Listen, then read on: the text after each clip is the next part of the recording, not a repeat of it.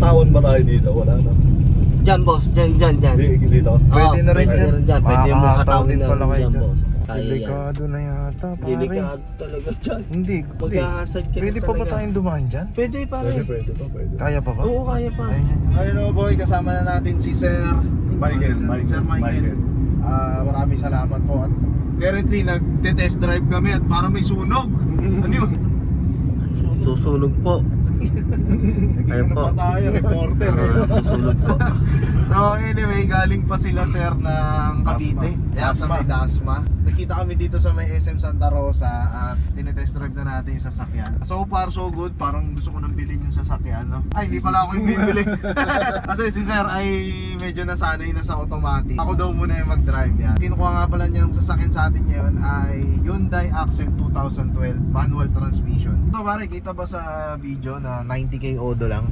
Yan, medyo mababa ang odometer ng Accent natin, no? Ito, nakakatawa, oh. Meron siyang indicator. Kuwari, example ngayon, naka second gear ako. Kung masyado nang mataas yung RPM mo, parang senyasan ka na niya na mag-shift ka na sa third gear. Parang ito siguro yung eco mode na manual mode. Oo, Kung tawagin, tama ka ba? Saan naman yung ride, sir? Okay ba? Okay naman. Okay naman. Oo. Yung aircon, malamig ang aircon.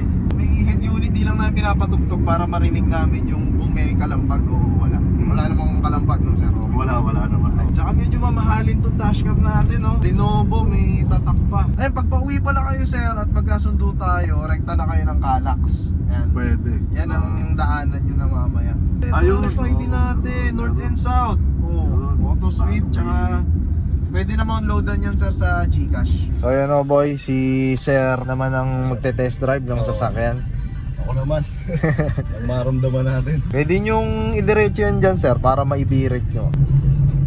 Delikado to. Mukhang matindi-tindi tong ano na to, ah.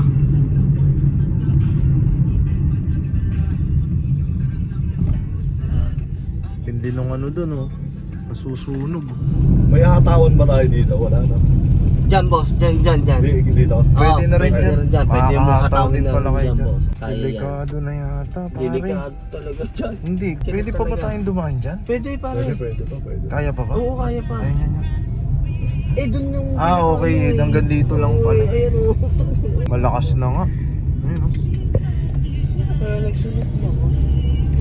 Sige, testing nyo na, sir. May commercial pa tayo sa sunog. Ayos, sir. Oo. Sabi.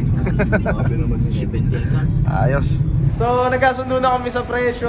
Tsaka okay naman. Sir, okay ba yung sasakyan? Okay naman. Okay naman. Okay. Tsaka, sir, saan nyo nakita yung sasakyan natin? Sa Project RBS. Yan, Doon ako yan. nanonood, tapos nakita ko na may page siya na RBS. Doon ko nakita yung mga binibenta sa sasakyan. Yan. So, marami pa rin nagtatanong bakit daw sa page nung Boy Video, konti lang yung binibenta. Nasa Project RBS mo. So, Oo. baka naunahan kayo tulad ni Sir, no?